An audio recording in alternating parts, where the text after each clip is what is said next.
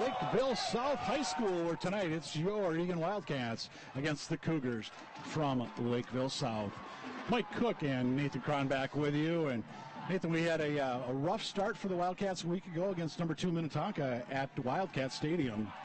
Yeah, it was a rough start, Mike. There are a lot of things that this Eagan Wildcats team still needs to sort out. They need to figure out what their identity is going to be. They need to figure out what's going to work for them.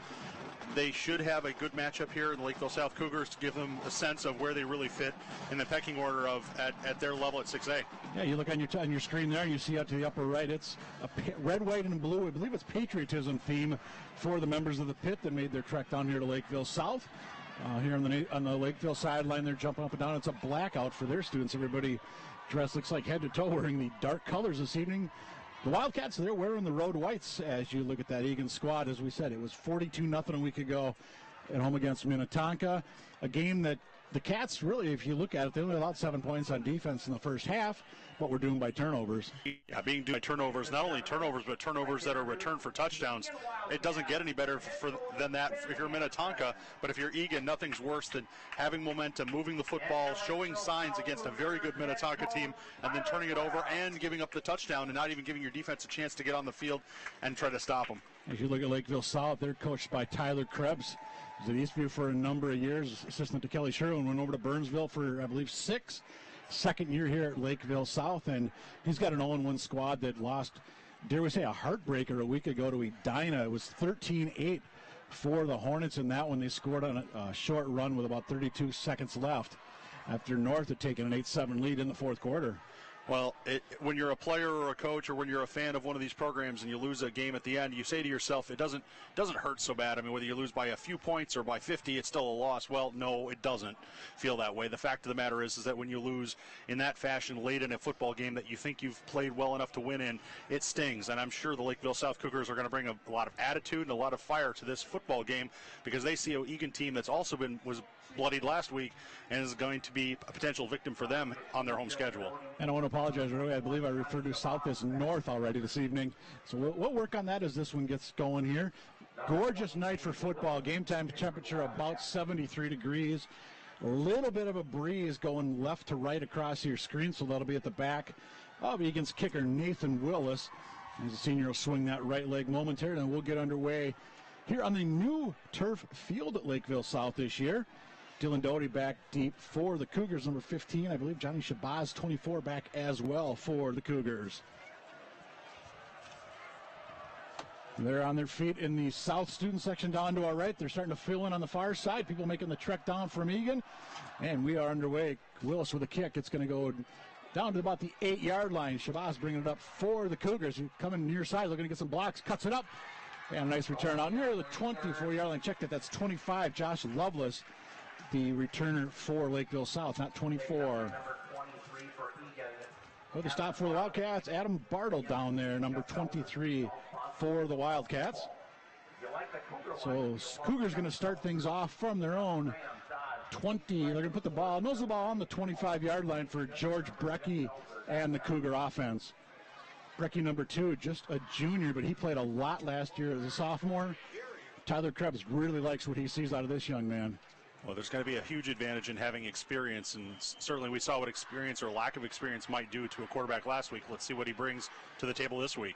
3 backs for Lakeville. Nobody out of wide receiver and run piles ahead. Gets maybe a couple that time.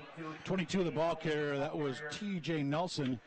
We're going to be calling T.J.'s name a lot tonight. He also plays on the defensive side of the ball. The other guy's 44 you see there for the Cougars. That's Jared Stewart. He's one of the captains. He'll play both ways. Tavian Layden, number 6, one of their big guns, is kind of battling a turf toe tonight, so they want to try to limit him best they can tonight. On a 2nd and 8 for the Cougars. Run out of that tight set once again. Let's give it to the second back through. And they're going to get a minimal gain out to about the 32-yard line. Going to set up a 2nd and about 3. 24, Shabazz, the ball carrier for the Cougars. Well, Mike, this is the style that Lakeville South is going to bring to this football game from an offensive standpoint. They're going to run with 2 tight ends. They're going to have 3 or 2 backs in the backfield, maybe a wing player, and there's going to be some crisscross and some movement in the backs. It's going to try to confuse the defense. The defense just has to stay strong and stay in their gaps. 3rd and 3. Cougars looking to get something going here on this first drive. Runs into the pile. That's Stewart. He bounces to the outside, and he's dropped down at the 39. But that 2nd, 3rd, 4th effort gets the first down for the Cougars. I think Gamboni in there, among others, for the Wildcats. So three carriers for Lakeville South. We said they were going to see a lot of backs tonight. And the ball gets out to the 40-yard line. That was an 8-yard pickup. Yeah, between Kazemzak and Gamboni, one of the two just made a great touchdown-saving tackle, Mike. It was a great effort for them. South are going to run again near side. They bottom him up, but Stewart does fall forward. Gets about 3 that time for the Cougars. Number of guys in there for your Eagan Wildcats, including number 92, Nick Downs, the big defensive lineman. 3 yards on that carry. 2nd and 7 upcoming for the Cougars. First drive of the ball game here on ETV. Your home for Wildcat Sports. Well, keep an eye, Mike, on these outside guys. If they can keep the outside containment on those types of plays, it's going to force Lakeville South to run between those tackles a lot more. Brecky under center. He'll hand it off once again. This is Nelson, and he plows his way. They had him back for a minimal gain of maybe 1, maybe 2, but he falls forward. They're going to actually give him 3 as he kind of fell forward. That was a great effort. It was a great effort, individual effort, and a good body lean. And you can do that when you've got a head of steam. I think Eagan's certainly not getting blown off the ball, but neither are they really having that offensive line get stalled at the line of scrimmage, so that back's able to take 2 steps over the line of scrimmage and just fall forward, and he's already getting 3 or 4 yards. And I stand corrected, that was Hagelin, number 27, the ball carrier that time for South. And they're going to run again this time. This time it'll be Nelson. Bounces to the outside, across midfield into Eagan territory, down to the Wildcat 45-yard line. First down Cougars on a pickup of 9 by Nelson. Well, Nelson did an excellent job there following his block, Mike. There were down blocks for the offensive line, moving to the left, and there was a kick-out block to the right. He made the right cut, and again, there was that time Eagan did not do a great job of filling that hole where the point of attack really was, and it was still a nice tackle, though. Way to hold on for number 45. Yeah, yep. Vinny LeBear. Yep. South with another good surge on first down. Looking to get across the 40. Looks like about 7 that time. Going to set up a 2nd and short for the Lakeville South Cougars. Drive started back on the 25-yard line. Eagan yet to touch the ball as Shabazz that time the ball carrier for the Cougars. He's a 6-foot, 170-pound junior. Where's number 24? Tyler Krebs was saying we might see a lot of him tonight with Lady out. And we've got whistles aplenty. We've got a timeout taken by the Cougars. Looks like I think Stewart was kind of trying to sprint off the field. Might have been too many men out there for Lakeville South. Yeah, it was a smart timeout to take by Lakeville South. They broke the huddle with too many guys in the huddle, and that was going to be a 5-yard penalty had they not called a timeout. So smart for them to do that, save themselves. Now what's going to be interesting is at some point Lakeville South is going to start with the play-action pass, and they're going to start rolling their quarterback out. They're going to use the motion of the backs to create opportunities on the edge. Will it happen now on 2nd down? Will they wait till 3rd down? Will it be the next series of downs? We don't know, but at some point that's coming, and that's going to be a big test for these Eagan Wildcats. And I'll tell you, the guy to look for if Lakeville starts throwing the football is their tight end, number 86, Riley Mallman. He's 6'8", 245. Just a sophomore. Okay. Also a stud on the basketball court, I was told, and in the classroom carries like a 3.9 grade point average. Well, Micah, in the first series of downs, I already saw him downfield 15 yards blocking, maintaining his block all the way to the whistle. That young man's got some spirit. And he's got a bright future. He went down and visited Notre Dame last week as an informal visit. So saw the Irish take on Michigan down there at South Bend.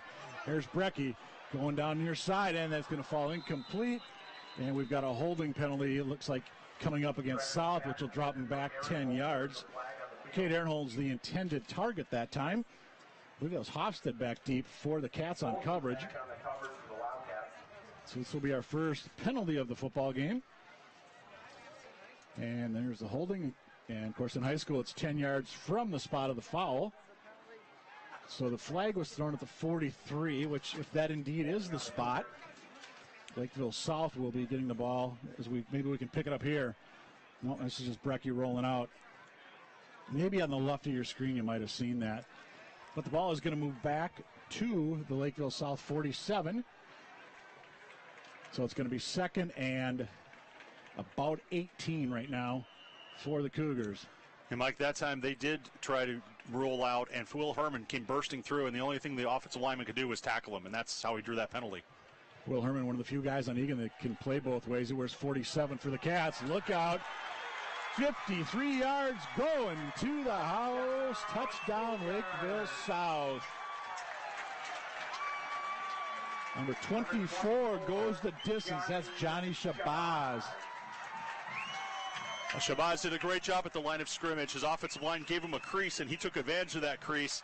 Not sure exactly what happened to the Eagan defense, if they got out of their position or if they may have missed a tackle in there, but certainly Shabazz did an excellent job of scooting down the field. 9-play drive, 75 yards in 3:45 for the Cougars. John Olson will be on for the point after attempt for the Cougars. The student section here in South mocking the Wildcat fans. A lack of noise coming from the far side. And it is indeed 7-0 Lakeville South early in this one. One of the disadvantages of, one of the advantages of playing, with a goal line set, which is what Eagan's doing. They're bringing in an extra defensive lineman. They're taking out a safety, taking out a linebacker. They're going to get more at the line of scrimmage. The bad news is they have less guys off the line of scrimmage to fill gaps, and that's kind of what happened there. Once you get by that first line, as you can see here, once you get by that first line, there's one less guy in the defensive secondary to be able to fill, and when that happens, you're going to get those types of plays. Unlucky, unfortunate, but at the same time, it's those big time types of burst plays that are going to beat you if you're Eagan. If you can just keep Lakeville South to getting 3 yards every time and make them be perfect every time, that's probably your best bet. Yeah, it looked like Vinny Libera almost made an ankle tackle back at the line of scrimmage, and then number 40, Zach Merwin, tried to give chase, but he was not going to catch Shabazz as the junior went 53 yards to pay dirt. So let's see what the Cats can do on offense. Olson set the kick away. Back in formation for the Wildcats will be number 6, McGinley, Marcus McGinley, and number 10, Isaac Hofstad. I'm not sure McGinley ever returned a kick last week. I think it was Hofstad just about every time, and he had some nice returns out near the 35, 40-yard line on a couple of occasions. Olson swings that right leg. This is going to be Hofstad. Well, actually McGinley from the 1 with that back foot gets planted. Across the 15, 20, and he's at about the 22-yard line. First man in for the Cougars was Josh Bliss. And the Cats are going to take over, I should say, at their own. Let's see where they're going to spot it. Looks like the 22-yard line. And we'll get the football switched up, get the Eagan offense ball in there. And the referee's just kind of tossing the ball over to the Lakeville side. So 22-yard line, the starting point for Ethan Gugino and the Wildcat offense. Mike, it'll be really interesting to see what Ethan Gugino comes out with this game, what the game plan looks like, how they build on what they did. Left challenges and mental mistakes that they have. Pretty much going to be executed. Straight ahead, Carter Lyons. And he'll get across the 25, maybe the 26, depending on the spot. 4 yards for number 9 on the initial carry of the game for the Wildcats. Down 7-0 for those of you just tuning in. Shabazz 53 yards to the house for the Cougars. Well, we mentioned it right before we came on the air. The Cats, they moved the ball pretty well in the first half last week. It was just a matter of that first drive. Yeah, I think 3 nice runs, and then they fumbled. A fumble 6 for Minnetonka. Another couple nice drives. It just stalled with little mistakes. So Cats are going to get something going. They're going to say 3 yards officially for Lions on that last run. And we'll try once again this time. That was a good run. That's going to be a first down and more for the Eagan back out near the 40-yard line. Looks like that'll be Lions once again. Pickup of 13 that time for Carter. So 2 carries, 17 yards for Carter Lyons, the senior tailback on this Wildcat squad. Well, I'm sure after a game like last week, I'm sure everybody in this Wildcat offense wants to get things going right early, and that certainly seemed to be his body language after that run, that he's excited to be here and he wants to show what his quality. They add on an additional yard, so 18 carries for 18 yards and 2 carries for Lions. And you're going to give him to him once again. He's a workhorse early on. Kind of juke steps his way, gets up to about the 44-yard line, give him 4 that time. And I'll tell you what, if Eagan can run Lions successfully on these 3, 4, 5-yard bursts, that's just going to set it up for McGinley, who's one of those kids that Ben Hansen said he'll go 3, and then break one. Yeah. There's enough talent on this offensive side of the ball for Eagan that they can score points. Can they get the consistency of play up front? That time we had a little challenge with the down block right at the point of attack, and Lions was able to make it, turn it into something. Here he goes once again, out near midfield that time. That's 4 straight carries for Lions. They're going to spot it at the 48-yard line, so that's going to set up 3rd and about 2. Looks like they got to get right to the 50. Cats have 1 first down in this drive, looking to make it 2. So far, pretty vanilla offense. It's been Gugino turn around, hand it off to Lions, and let him do his job. Well, why get away from what's working for Absolutely. You, right? Tyler Elder, the Wildcat center, he's got Gugino underneath. And there goes Lions once again, left side. That's a nice gapper there. He's going to get down near the 40-yard line of South. It's like 10 yards on that carry, and the Cats continue to move this ball on the ground via Carter Lyons. Well, that was extremely impressive. There was a nice hole over there on the left side. I couldn't quite see exactly how it developed. It was a little hard from my vantage point here watching the game live, but maybe your folks at home could pick it up. But clearly, at the point of attack, he was able to get to the line of scrimmage at the point of attack with a full head of steam without anybody touching him, and you can see what he can do when that happens. Stewart, 44, in the Lakeville defense, trying to find a way to stop Lions. Well, that'll do it right there. That's a nice stop down there by Lakeville South. First man in, I believe. Was it Mate? No. We'll get it figured out there momentarily. My apologies there, folks. It was number 19, Kate Aaron-Holmes, I should say, in for Lakeville South. And 52 Rose in there as well for the Cougars. You know, that time those Rose comes from the end, and so he's just crashing down when he sees the line blocking in. He's crashing down, doing a good job of staying in the hip pocket of the offensive lineman. That's how he makes that play. 2nd and 10. Let's see if Gugino goes to the air for the first time tonight. Nope. Lions avoids 1 tackle. That was Rose, I believe, on the miss. And squirting his way down to the 36-yard line was Lions. That's got 10 yards out of what maybe should have been a slight loss. Well, absolutely. This is all on Lions. I mean, if you can put gold stars on your television next to someone's name, put it next to his if you're a Wildcat fan, because the fact of the matter is he absolutely turned that into a positive play, and it should have easily been a loss of 3 yards. So instead, a loss of 3, it's going to be 3rd and 3, 4:13 and counting here in a rapidly moving first quarter. We've seen 1 pass so far this game, and it was Brecky going deep, and that was also the lone penalty of the game. It was a holding on that play. Gugino up under center. Cats need to get to the 33 here on this 3rd and 3. Guess who? Lions cuts it back. He's going to get that first down. Barely, but he's going to get, looks like he needed 3, got 4. Yeah, looks like he got it, Mike. You're right. Nick Austin, first man in for the Cougars. Also helping out at the time was Josh Lovis. Special teams plays too as well for Tyler squad. You know, this Lakeville South defense has been gashed a few times on this drive, Mike, but they're stiffening a little bit. The Wildcats are going to have to come up with something a little bit different. I think they're going to have to come up with a variation. Maybe I'll say it that way, a little variation on what they've been doing, because in the last couple of plays we've seen more penetration, we've seen more movement from the defense. This will be the 9th play of the drive, and thus far it's all been number 9 Lions for the Wildcats. 9th, he will not get it. Gugino, that ball is tipped at the line. It's going to be 2nd and 10 upcoming for the Cats. That's one of those passes you just kind of maybe want to connect it, just get a little rhythm going, get some good feel about it. You look at a guy like Ethan Gugino, had his first varsity start last week. A little bit of wide-eyed, I was told, but they calmed him down. He's feeling a lot more confident this week. And you know what? And these are 16, 17-year-old kids out there at Friday Night Lights. Big stage. At the time you were playing Minnetonka, who I believe was ranked number 2 in the state. That's right. It's a big stage for a young man who's still finding his way out there as a quarterback. 2nd and 10. There's McGinley, his first carry of the ball game. He'll power his way in down to about the 27-yard line. And it's going to be spotted at the 28, so it's going to be a 3rd and 7 upcoming for the Wildcats. Like you mentioned, the guys up front for the Cats. Brett Heinlein, 55. Taylor Elders, the center. Tyler Haas is 72. Carson Cooper, 74 at left tackle. Cody Smith, the bigger right tackle, number 75 for your Eagan Wildcats. On a 3rd and 7.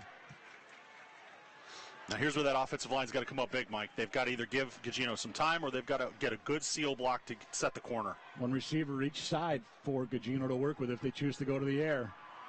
And they are choosing that way. Gugino has to step up. Very little time, and he's dropped. First man in there, number 86 for the Lakeville South Cougars. That's Riley Malman, the big tight end that we mentioned earlier when they were on offense. It's going to be 4th and long upcoming for the Wildcats. Looks like 4th and about 12 as that ball goes back to the 33-yard line. Yeah, so 4th down and 12 at approximately the Lakeville South 33-yard line. As you say, at this point of the game, at this time, it makes a lot of sense from a field position standpoint to go for this, go for it. You're giving up maybe 10 yards of field position because you assume a punt's going to go into the end zone. Your kicker probably doesn't have quite this range, which would be a long kick. Yeah, we talked to Ben Hansen and Nathan Willis. We probably tried as a 40-yard field goal, maybe later in the game. And we've got whistles, and we've got a timeout taken, I believe. Delay of game. Okay, so they lose 5. So now maybe they're thinking that punt situation. Dead ball. Delay of game. Yeah. On the offense. 5-yard penalty. Remains 4th down. That's one of those calls. If you look for South, you decline it. You might, although if Lakeville South looks over there and they don't see a punter coming on, at some point. True. Maybe they just say, fine, we'll move you back 5 yards, and we're gonna get 5 more yards for our offense if we get an incomplete pass or if we get a sack. I see number 27 in the game right now for the Wildcats. Looks like he's going to split out wide left. That is Jake Haley. I don't think we've called Jake's name on offense yet this year. Gugino, you would think passing situation. Drop, scramble. He's got some time. He's going to, not going to get it off. He looked too cocky. Couldn't get it off, however. Stopped in there by Lakeville South. Big play in there by number 3, Nick Austin, from his linebacker position. Well, definitely, Mike, what you don't want to see if you're an offensive lineman for Eagan, you don't want to see your quarterback get that little amount of time on a 4th down play. Now, yes, Lakeville South is coming pinned with their ears pinned back. They're not playing the run. They're shooting gaps. I get that. But at the same time, you've got to maintain contact. Ethan Gugino had a chance to step up there. He had an instant where he did step up. He started to set his feet, cocked his arm, as you say it, and but instantly had a guy in his lap. And if the Eagan offensive line's got to do just a little bit more to give him some more time. So South to take over, 1:35 to go here in the opening quarter. They're up by a 7-0 count, and they're going to run it near side. This is 44. Stewart, he gets out about the 47-yard line. Hofstad takes him out for the Wildcats. Number 10, Isaac Hofstad, 27, Jake Haley, run him out of bounds. 2 yards on that play for Stewart. With that said, Mike, about the last offensive series for Eagan, let's focus on the cup glass being half full. They moved the ball from their 22 and change yard line all the way down to the Lakeville 30 or thereabouts. Absolutely, yeah. It was 10 plays where you had those 2 sacks surrounded by a delay of game penalty. So, yeah, definitely some positives there for the Cats to build on. And their defense is making a nice stop here. South is going to get across the 50, but it's going to set up 3rd and about 4 as Shabazz gets the ball across the stripe on a 4-yard pickup. So 3rd and 4 for the Cougars. So we're down to 68 seconds to go, opening quarter here on ETV. You're home for Wildcat Sports, and a special shout out to everybody watching us on the World Wide Web, wherever you're at tonight. Hope you're enjoying Wildcat football. 3rd and 4 for the Cougars. Tight formation again by Lakeville South. And they're going to go the other way with Nelson. He's wrapped up. Vinny LeBaire in there, among others, for the Wildcats. Merwin, I believe, first man in for Eagan, number 40. Yeah, Merwin, that's a TFL, Mike. That means stands for tackle for loss. That's I think a generous spot over there on the far side of the field. I don't know that he even made it to the 49-yard line, and so it sets up an opportunity here for Eagan to get the ball back and hopefully get some momentum in this game. Yeah, Hofstad back for the Wildcats. They're going to kick it away for Lakeville South. Number 19, Cade Aaronholds. He's a sophomore linebacker. I got another one of these kids. Keep an eye on over the next couple of years, and he booms that kick. Hofstad back to about his 13. He's got a little room to return. Very little room as he gets out to about the 20, knocked down on the play. Was that number 3, Austin, the stop for South. With 3.2 seconds to go here in this opening quarter. Actually, they're going to say Grant Shireman on the tackle as well for the Cougars. So Eagan's going to start at their own 20-yard line. Time for one play. Then we'll switch ends. And then we can also take a minute to, we'll maybe mention the underclassmen games as well this week. From an Eagan standpoint, it'll take us just a moment there. Not a lot to talk about there tonight for the underclassmen games, but we'll mention them. As the band trying to fire up the Lakeville South Cougars. You know, it's been a glorious night for football. Great fall, early September day. McGinley out to the outside, 25. There's the horn, and he's going to get about 6 by number 6, and that's going to be it for quarter number 1. Check your numbers, ladies and gentlemen. It's Lakeville South 7, Eagan Wildcats nothing. You mentioned those underclassmen games. 10A game, Lakeville South beat Eagan 37-14. And in the 9A game, it was 51-6. Lakeville South over Eagan.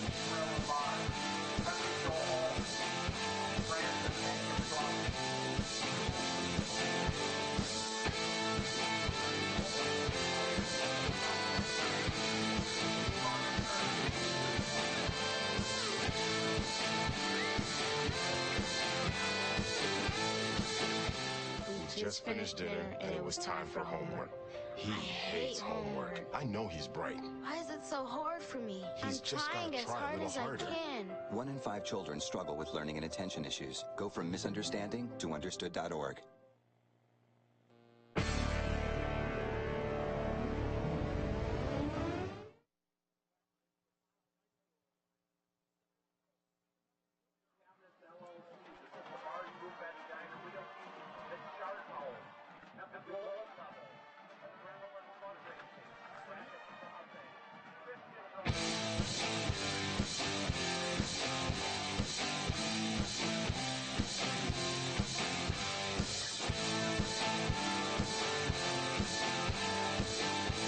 Change the field position here for this game. I mean, one thing they did well last drive, even if they didn't consummate it with some points, was they changed the field position. That's very, very helpful for this Eagan Wildcat squad. That's now moving right to left here as we start quarter number 2. Gugino up under center. And he will hand it off. McGinley right side, avoids one tackle. Tries to get the corner. He does. And he's going to be out near a first down. I think he got there just barely. Second straight carry for McGinley. Shireman stopped for Lakeville South, and indeed the chains are moving. Nice job at East-West, and he cut it up. Well, it's absolutely key that Eagan turn these opportunities into positive gains to move this football. And you can see there, you notice on your screen at home, just about everybody, until you get to the very end of that play, everybody's locked on. You know, the excellent job by the offensive line that time, not allowing a lot of leakage into the backfield and giving the back an opportunity to get some speed. There's McGinley once again, and he'll get out near the 35-yard line. A number of Cougars in on that one, including number 5, Jacob Rongich. And it's going to be a second and about 5 that time upcoming for the Cats. Cats have 1 incompletion this game, as is Lakeville South. Otherwise, it's all been ground game for both of these squads. Well, we might, if the 2 squads keep this up, we might be home before the sun goes down. You never know. Exactly. You never know. Yeah. Second and about 5 from the right hash. Gugino, McGinley, first down. Chains are going to move as he gets out to about the 43-yard line. Stewart on the stop that time for Lakeville South. You know, an interesting blocking scheme that time, Mike. The outside offensive linemen, the tackles were blocking with a pass set, inviting the defensive ends to come up the field and outside. And it seemed to bait the Lakeville South defensive ends up the field when, of course, the quick hitter is right there in the middle. As you see there, 86, big 86, who is playing both ways apparently, is coming hard to the outside. And that's That's Riley Mallman that you were talking about earlier. There's McGinley once again. This has been his drive so far. He hangs on to the football, wrapped up by a number of Cougars.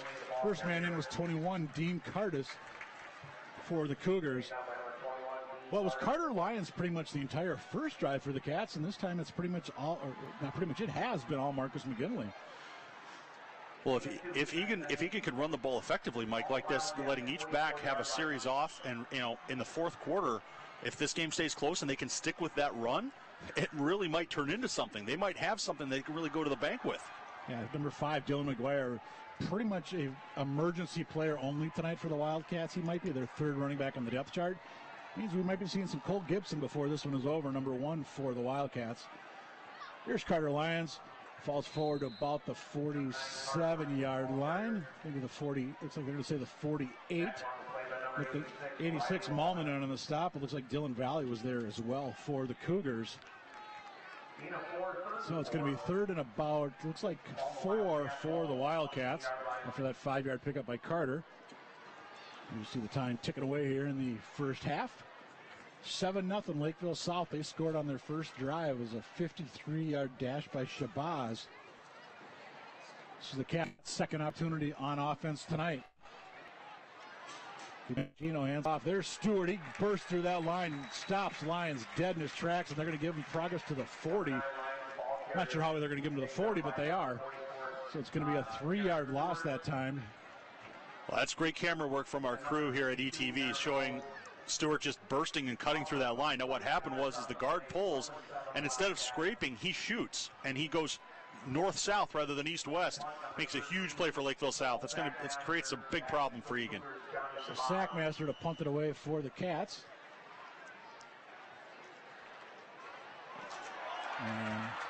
That's not going to be good.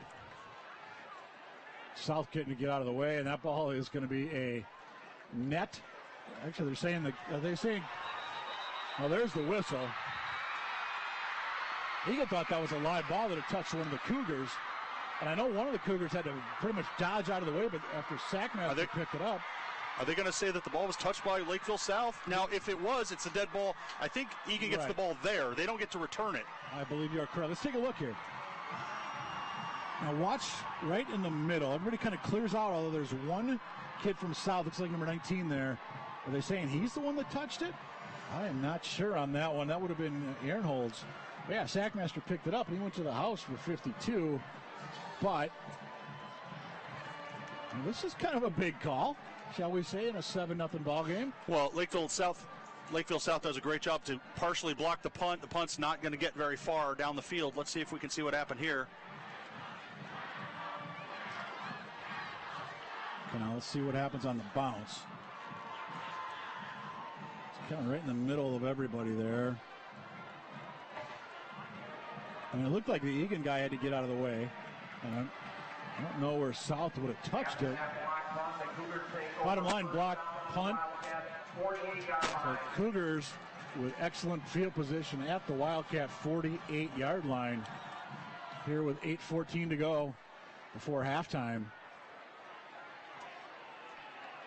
Those are the kind of breaks that have not gone Eagan's way yet this season. No, they haven't. They haven't. There's still some time though for that worm to turn, so to speak. But a third of your games are won, lost, or tied because of the kicking game, and there's a situation where Eagan's got to get that snap back on time. They've got to get the kickoff quickly. The last punt, Lakeville South, I don't think rushed that hard, and so maybe they lulled the Cats into a sense of security there that they weren't going to be coming as hard as they did. Very, very tight formation. They're going to run it, obviously, here on first down. And I believe that's Nelson who's going to get across the 45 down to about the 43-yard line. Should be a pickup of 5. Number of Wildcats in there, including Downs, number 92.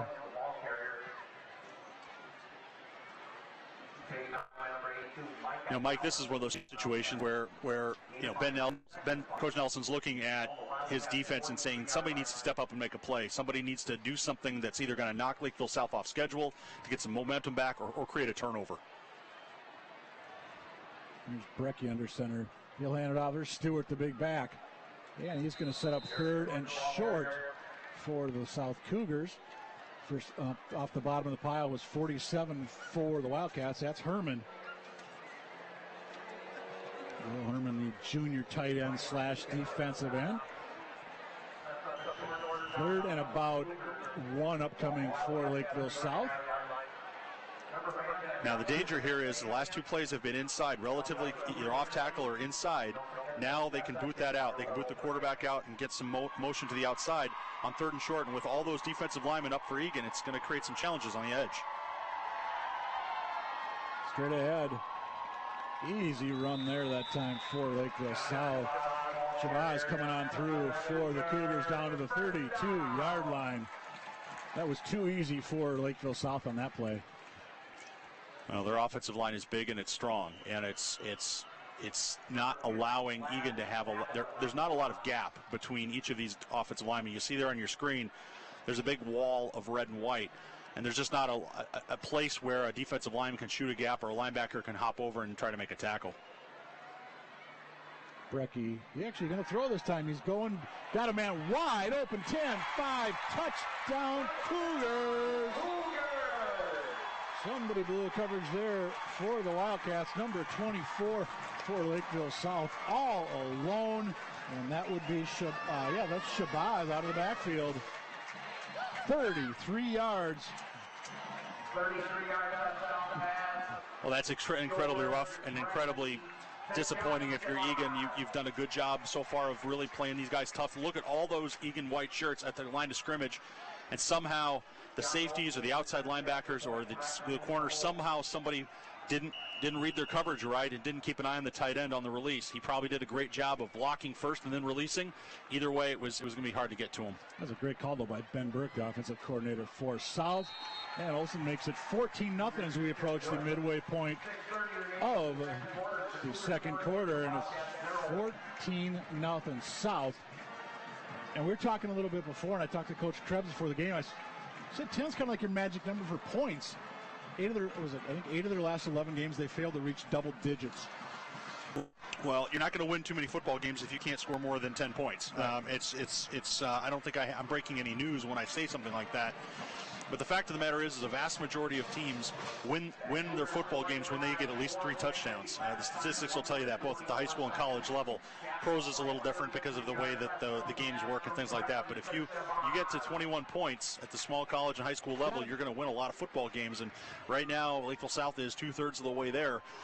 Eagan really needs an answer here. They really, before the end of this half, they need an answer. Even if they, I hate to say it, but even if they don't score, if they move the ball, they're able to advance the ball, switch the field, give themselves an opportunity, give them some good vibes going to the locker room, that would be excellent. But right now, Eagan does need something. They need to burst one of these plays. They've done a great job, Mike, of hammering away and getting chunks of yardage, but they've got to get a burst. They've got to get somebody free. Yeah, boys, basically you just answered my question before I even got a chance to ask you. But yeah, how important is this set for the Cats? And this is the time last week. Tonka got up 14-0, I believe, in the second. And then Gugino threw that pick 6. And this time the Cats are going to start from their own 20-yard line as that one goes safely into the end zone. And really, and I think you mentioned, nothing else, you got to get some confidence going here. That's right. And, it'd be interesting to see, the Wildcats have done something very well in this game. They've run the football, and they've come out running the football. There's still plenty of time in the half. I get that. However, you can run the ball now, but now would be an interesting time to try to open it up with Gugino. It would be an interesting to start with a play-action pass, loosen it up, just let him throw it as far as he can and see what happens, or something like that. Get those safeties, because right now, what Eagan's doing the same thing to Lakeville's doing to Eagan on defense. They're coming up to the line of scrimmage. Their safeties are 10 yards off the ball. In fact, with the snap of this ball, they're probably going to be like 9 to 8 yards off the ball. And if we have an outside receiver that can get loose, and Gugino can set his feet and give it a good heave, he might have some real success. I'm kind of looking down. I'm looking for number 84, Derek Hansen. He's kind of been expected to be the go-to guy from the wide receiver position this year for the Cats, and I don't believe he had a reception last week. Gugino in trouble, steps up, and he's crunched back at the 12-yard line. That's an 8-yard loss. They're going to say 44 Stewart got the sack, but boy, that was about three guys in that backfield. And just look at how quick they come in, and Gugino just had nowhere to go. Fortunately, he hung onto that football. Stewart getting a good pop. Yeah, the quarterback has to have an opportunity to set his feet. He's going to complete very few passes if he's on his back or on the dead run.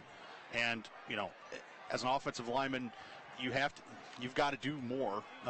Even if it's a challenge, even if they're sending 7, then you've got to find a way to block 7. I'm sure they're trying their best, but they've got to keep at it. Second and 17, Cat's going to run the ball, and it's going to be 3rd and about 16 as that play really went nowhere. Carter Lyons getting up off the bottom of that pile. A number of Cougars in on that stop, including Aaron Holmes, number 19, I believe 5 was in there as well. Rogic. 3rd and 15, they're saying on the scoreboard. Now, as much fun as it would be to just be able to heave this ball down the field, it wouldn't shock me if Coach Hansen goes conservative here. I mean, is it in the back of your mind what happened on that last punt? It is a little bit. You know, you think about it. If you get nothing here, you're kicking basically from your goal line. And they are going to indeed go conservative. There's Lyons, cuts it up.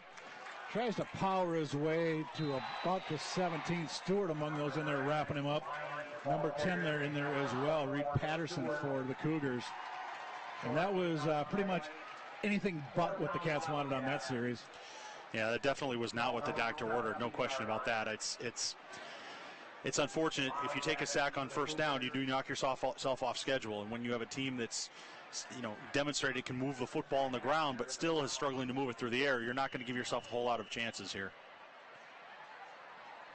Sackmaster hoping to get this one off. He's standing back at his 5. High snap, and that one's blocked as well. And it's going to squirt out of bounds at the 12-yard line. Stewart on the block.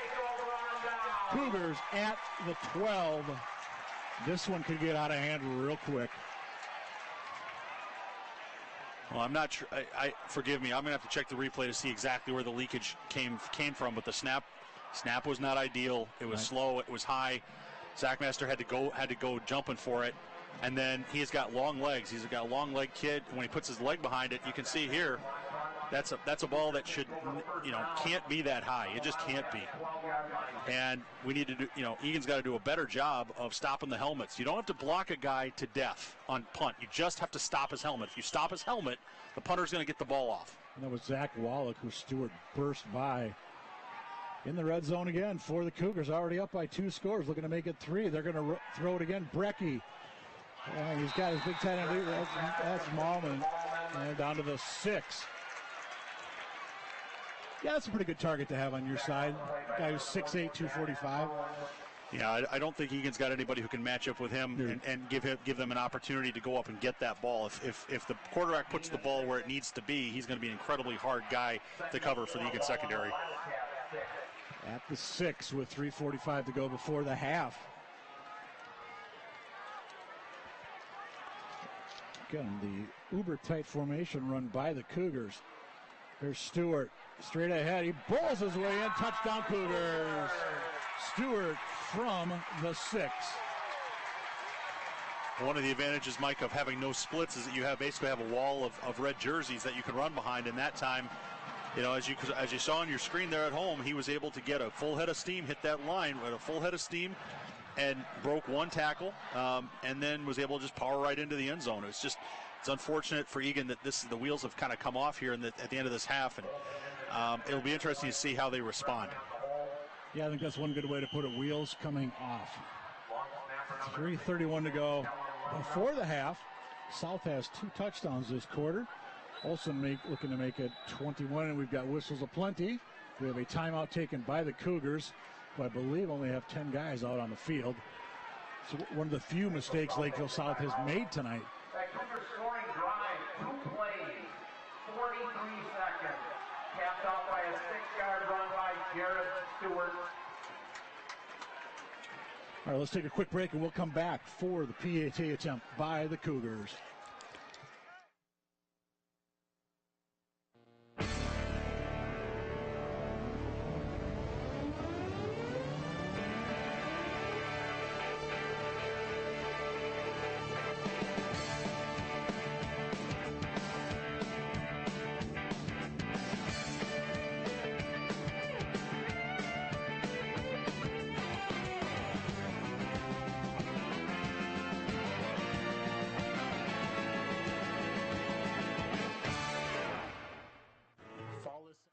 Welcome back to South, where South had just 9 guys on the field, Nathan was counting. Yeah, that's not going to work too well, 9 against 11. And the penalty on South is going to move this 5 yards back. Well, we saw this earlier in a high school game, a lower level high school game earlier. Apparently, if the ball is snapped before it's signaled ready for play, it's a 5-yard penalty. Obviously, there needs to be some good communication with the officials and the offensive team down there, so at least they know when they're supposed to be snapping the ball. Brecky, the holder, gets it down. Olsen swings that right leg, and it is indeed 21-0 Lakeville South. 3:31 to go here in quarter number 2. I tell you, look at that last PSA we just had mentioned some of the other Wildcat sports, and they've had a lot of success here in Wildcat country, all the different sports. And as of late, let's get the boys soccer update. They beat Rosemount 4-2 Thursday night. Girls soccer tied the Irish 0-0 in that game. And for those of you Cougar fans, your girls soccer team beat Prior Lake 1-0. As you look at the upcoming football games here on ETV, we'll be at Rosemount next week as the Wildcats take on the Irish, that little truck down Highway 3. Shakopee comes to Wildcat country. That was the Egan's lone win last year, was the Sabres' big fourth quarter rally over there in Scott County. And then Prior Lake is actually going to wrap up the home slate in early October as the Cats play their final 2 on the road at Eastview and at Lakeville North. Not mentioned in there is the game on the 28th up at the Vikings training complex against the Farmington Tigers, the homecoming tilt. And that's a 7:30 start, so mark your calendars. A 7:30 start against Farmington up at the TCO Performance Center. They get started on the 20 last time, and they will do it again this time. She mentioned Lakeville South. They play Burnsville next week, and that's a game that'll be live on the web on BCTV. Our friends over in Burnsville broadcasting plays action against the Cougars next Friday night, the 14th. As you look at there, actually on your screen, be a BCTV Sports, but there it is on the bottom. We get along nicely. We let them use the truck. And then South, boy, we're looking at their schedule. They've got a trio of games. I think it's after the Burnsville game. They've got, I believe it's Rosemount, Minnetonka, and North. Actually, I think North is first, and then it's Tonka, Rosemount. That's 3 pretty tough games. That's 3 pretty tough games after a tough Burnsville game. So they're definitely going to have their work cut out for them. And obviously, this game's going right to script for them. They're running the football well. They're playing some good defense. Egan just doesn't have the explosion that they need. Cat's going to run it straight ahead out near the 25-yard line. I believe that was Carter Lyons, and indeed it was. First man in there for the Cougars. First time in it, we called his name, number 77, Kevin Zimmerman. So about a 5-yard pickup there for Carter Lyons. You know, we said it before the last drive, you really need to get something positive. I mean, points would be ideal. But here you are, you're just over 3 minutes to go before the half. You've still got all 3 of your timeouts. See if the Cats can put something together. Maybe at least give Willis a chance for a field goal, if nothing else. Gino, it's going to be 3rd and about 5 because that play went nowhere. I believe we have about 7 Lakeville South Cougars in on that stop. Number 52, I believe, first man in. That's Rose. Aaron Rose, he's a 6'1", 205 senior. And they didn't fool anybody on that play. Excellent definition of team defense, Mike. Everybody swarming to the ball. Now, here's the thing. Egan has run the football fairly well this half. They haven't busted one, which has been the deciding factor really for Lakeville South. But they have run the ball well. At some point, Egan's got to be able to run a play action pass. They've got to use some motion to free up Gugino. And if you don't get it here, does South take a timeout? Gugino, guess what? He's going to get dropped back at the 11-yard line. 19 Aaron first man in for the Cougars. And we've got a man down for Lakeville South on the field. Again, Gugino has virtually no time back there. And you can't see who that. You saw him coming in from the left side there. We got a player who got hurt for Lakeville. We were 3 to start. 30-something, but we will find out. But bottom line is the Cats are going to be punting again from about their own goal line. They're going to give them credit to the 15, so it's only a 5-yard loss, or 10-yard loss, I should say. Well, with Eagan Adventures in punting, Mike, this is definitely not a good development here for the Eagan Wildcats. They definitely can't afford to have any more slip-ups on special teams.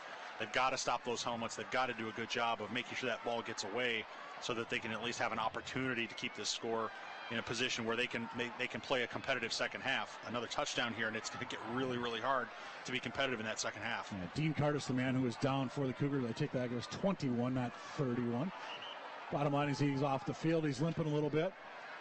But I'll tell you, they may not need him in the second half. If they score right here and you go up 28-0, we might start seeing some new numbers out there before too long for Coach Krebs and the Cougars. Well, I like the way you put it. It's now time for the adventures in punting. Now watch these upbacks and make sure that see if these upbacks attack the guys as they come across the line or whether they sit back. And I'm watching Stewart 44 come bursting through, and we've got whistles aplenty. And we've got I assume it will be a delay. Timeout. Timeout taken by the Wildcats. Are we short a guy? 3, 4, 5, 6, 7, 8, 9. Looks like there's 11 out there, but obviously Coach Ben Hansen saw something that he did not like. She mentioned a couple of those other Eagan sports with a $1.48 to go here before half. Volleyball, once again, good as always. Ranked number 3 in the state, though. 1 is North, 2 is Champlin. Lakeville South is 4th. Wildcats beat Chaska in 3 sets last night. Beat number 5 Stillwater in a good 4-set match 3 nights ago. And Lakeville South beat Woodbury in 3 sets last night as well. Tennis, those girls are going to be busy. They've got 6 meets or invitationals in a 10-day span, including the Wildcat tournament Saturday, September 15th at the Northview Courts. Lauren Furt, she's currently ranked 8th or 7th in Class AA in singles for the Wildcats. Yeah, featured in the Star Tribune in the last few days, if I'm not mistaken. Well, it seems like she has been a long time. All right, Sackmaster gets that one off. High kick. Fair catch at the 41-yard line. Shabazz with the honors of that. So with 1:41 to go before the half, I believe the Cougars have 1 timeout available to them. But again, look at the starting position for these guys. They're on the Eagan 41-yard line. Last drive was on the Eagan 12. Eagan 48 earlier this quarter. Their own 45. And then the opening drive of the game was their own 25. So, I mean, that's 4 drives that have started 55 yards or less from the end zone. That's right. And offenses that are competent are going to score when you give them a 55-yard field. They're just not going to, they're going to score more often than not. Straight ahead. And Shabazz that time. Merwin in there for the Wildcats along with number 55. First time we've called him tonight for your Eagan Wildcats. That's Brett Heinlein playing a little bit both ways tonight. He's also playing guard on the offensive line.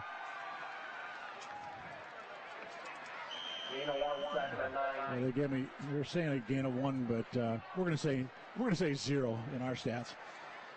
Maybe half a yard. Clock continues to roll. We're down to 70 seconds in the half.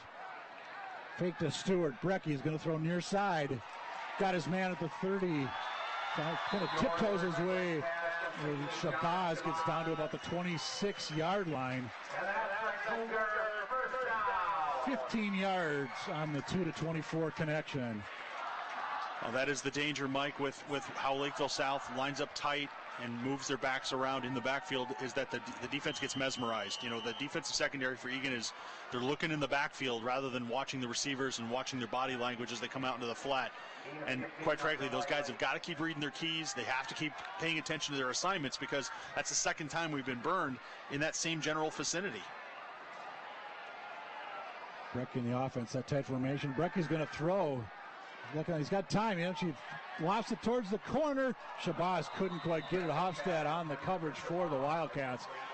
Good pressure that time up front for the Wildcats. Yeah, the Wildcats had good pressure. I looked like it was 47. Looked like Herman from what I could see around the edge, and he defeated 2 Lakeville South blockers to get there too, to put that pressure on. And there was good coverage on the other end by the defensive secondary, which is definitely something we want to see from our vantage point. But unfortunately, it still gives them the football on second down here. Brecky, safe play. They'll just hand it off. 22 Nelson. We haven't called his name for a while, but he falls forward to about the 23, maybe the 24-yard line. If you're thinking field goal, Tyler Krebs said John Olson, he'd probably hit from 40, 45. We might go 50 if he's got the wind. Not much of a wind, if any, to speak of right now, but right now you'd be looking at about a 41-yard boot. Defensive secondary's got to be back on their heels. They've got to be up on their toes here. Brecky rolls, stops, throws, going towards the end zone, and it is going to be good coverage back there. Shabazz intended target, and the first time we've called number 2 tonight for the Wildcats, Ben Kazemzak. Yeah, Kazemzak did an excellent job that time of staying with those receivers. He wasn't looking in the backfield, not trying to pick something out.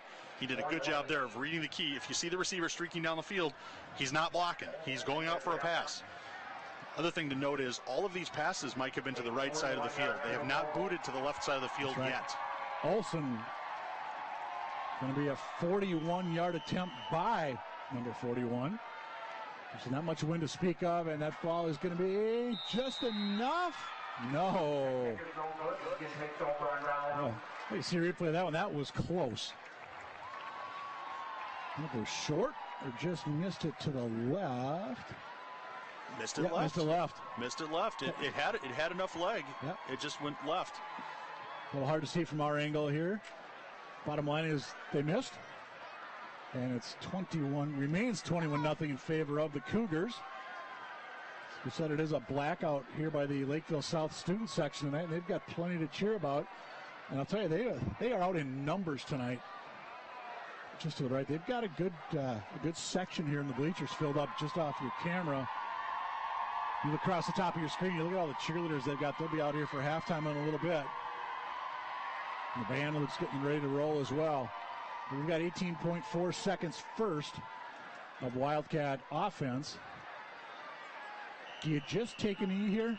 Well, I can't imagine sprinting onto the field and going straight to the ball is going to take a knee, but it's possible. You got Lyons, McGinley in the backfield. And Gugino's going to try to throw. And Gugino, once again, is going to get wrapped up by Rose.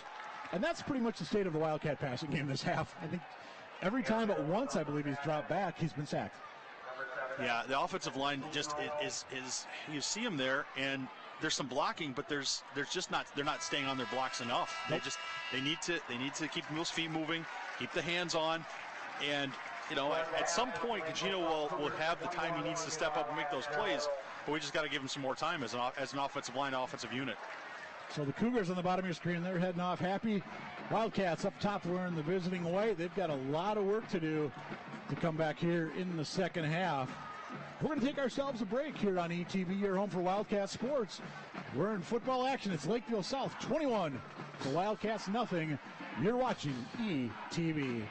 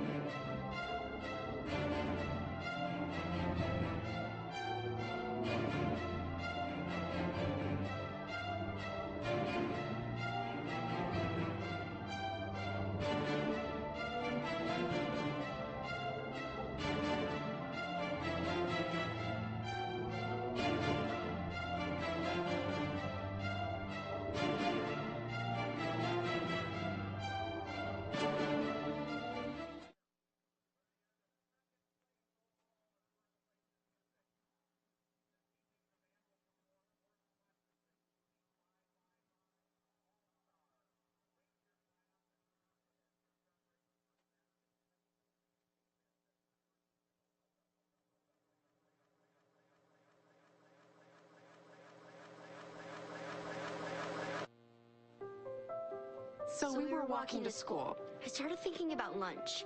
Mom got me turkey and cheese. She's I really smart. want cheese pizza. Sometimes her mind wanders. We should have a sleepover. I remember saying, Laura? I think I heard Mom say something. The sign says don't walk. Sometimes it's so overwhelming. I really hope she doesn't I have really another hope we bad don't day. have another bad day at school today. When you can see learning and attention issues from their side, you can be on their side. Go to understood.org, a free online resource with support and tools to help your child thrive. Well, Thomas, you've got pre-diabetes. But with more exercise and a change in diet, it can be reversed. I've tried exercising. It just makes me hungry for bacon. I love bacon, too. And who really likes to exercise? Not me. Me neither. Nobody. So we're good? What? Oh, you still have pre-diabetes. Big time. 150 over 90. 180 over 111. 160 over 110. I had a stroke. This is what high blood pressure looks like. You might not feel its symptoms, but the results from a stroke are far from invisible or silent. If you've come off your treatment plan, get back on it, or talk with your doctor to create an exercise, diet, and medication plan that works for you. Go to loweryourhbp.org. If I would have followed a treatment plan, I would not be in this situation. Once there was a boy who did the same thing again and again. One day, he was told he had autism. He got help and slowly learned how to live with it better. Early intervention can make a lifetime of difference. Learn the signs at autismspeaks.org. So there you are, shuffling through a stack of resumes, and you come to mine. This is it. First impression. My way in. But can my resume show you how I truly stand out? Like that I was studying, going to night school while working 2 jobs just to help my parents pay for groceries. Or being the first one to always step up. No, that's something you just can't put on paper. Look beyond the resume and discover new ways to develop great talent that is dedicated, hardworking, and determined like me.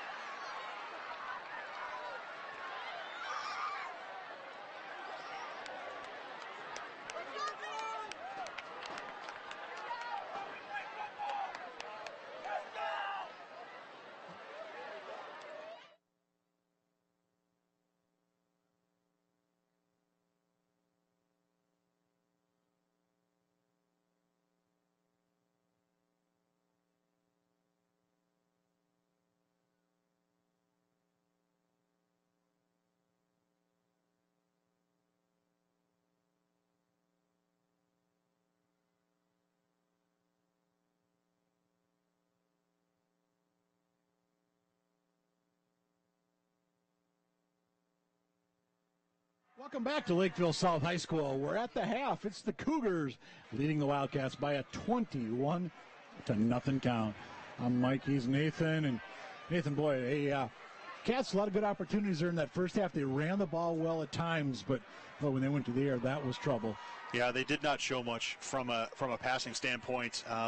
The pieces are there if they can put them together, but from a coaching standpoint and from an observer standpoint, it's got to concern you that, again, as I said it before, we had adventures in punting, which is quite frankly something you never want to have adventures in, so to speak. And so, we did get a punt off late first half, and so maybe they got that blocking scheme figured out.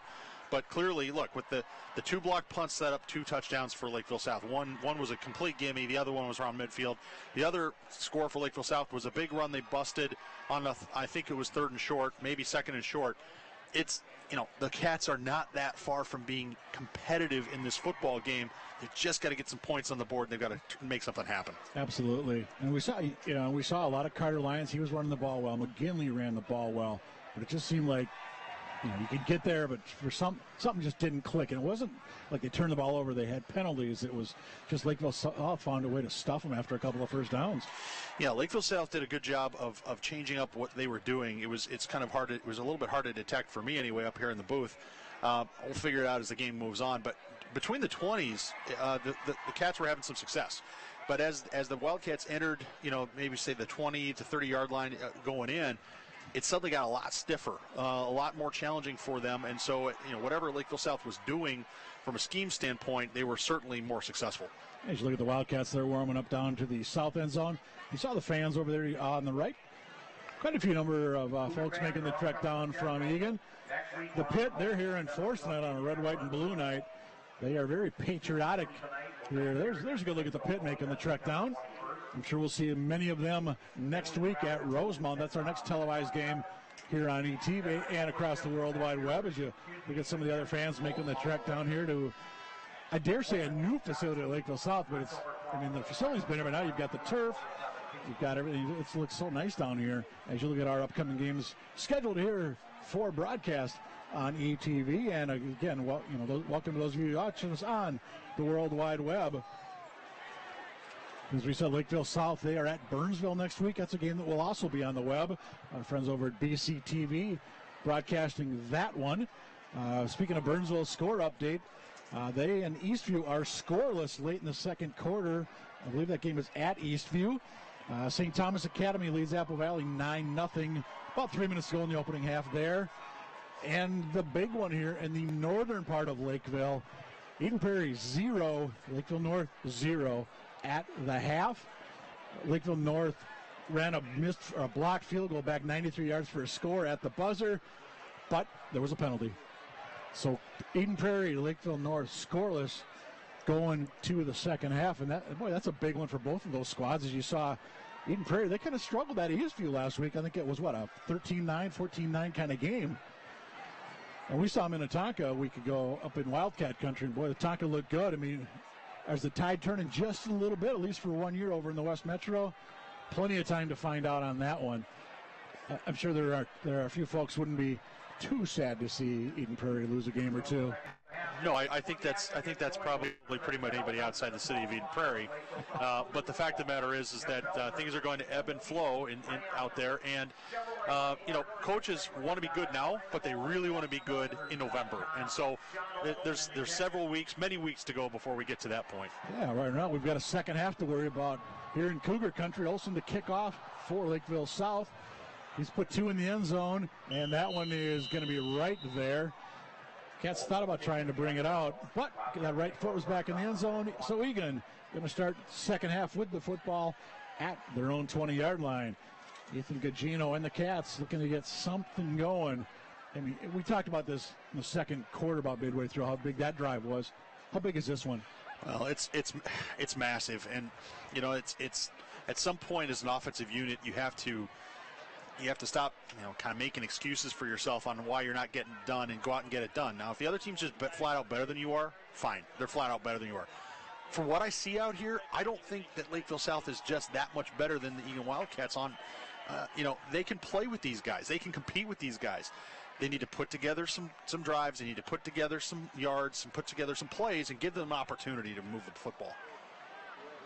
So Gugino under center, McGinley. Lions in the backfield as we start the second half. Coming near side, McGinley. Yeah, McGinley gets away from Zimmerman.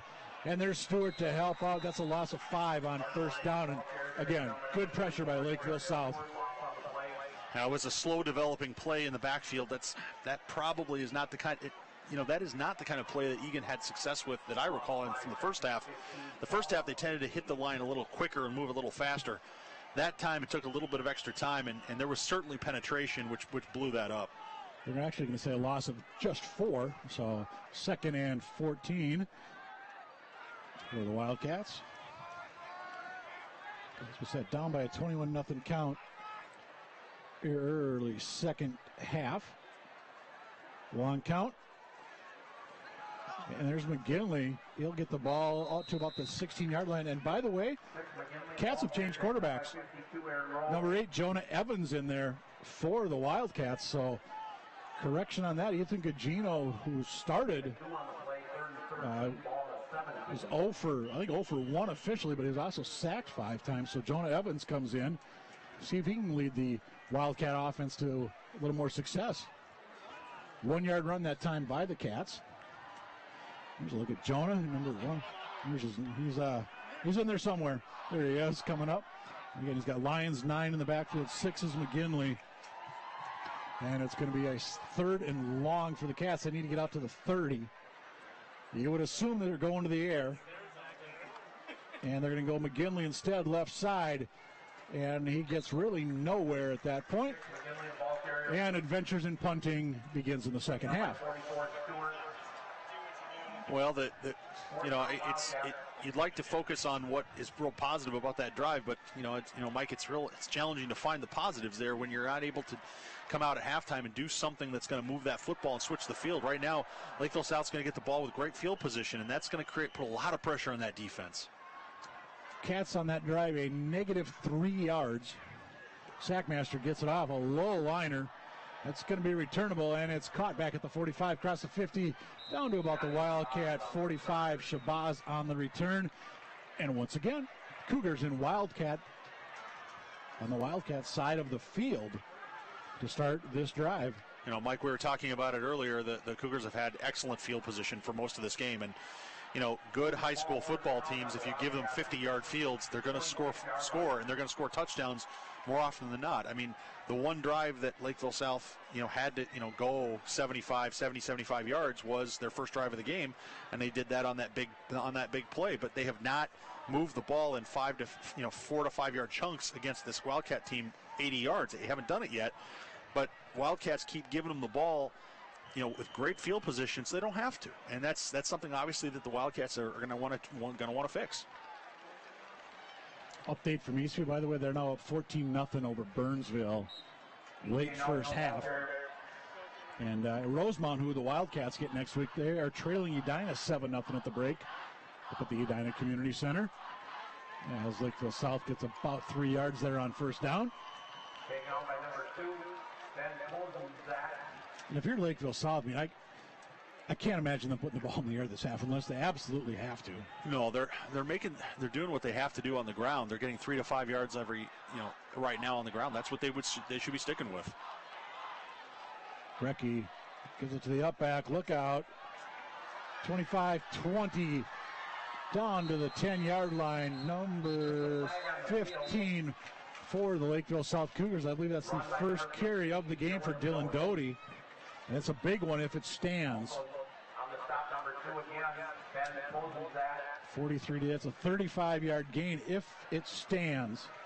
But the flag is back in that area of holding. And what is our signal going to be? Illegal formation on the offense. Not enough men lined up on the line of scrimmage. 5-yard penalty on the Cougars. 5 yards. We play second down. Well, there you go. A break for the Wildcats. They'll take it. They need it. No, absolutely. That's the kind of break.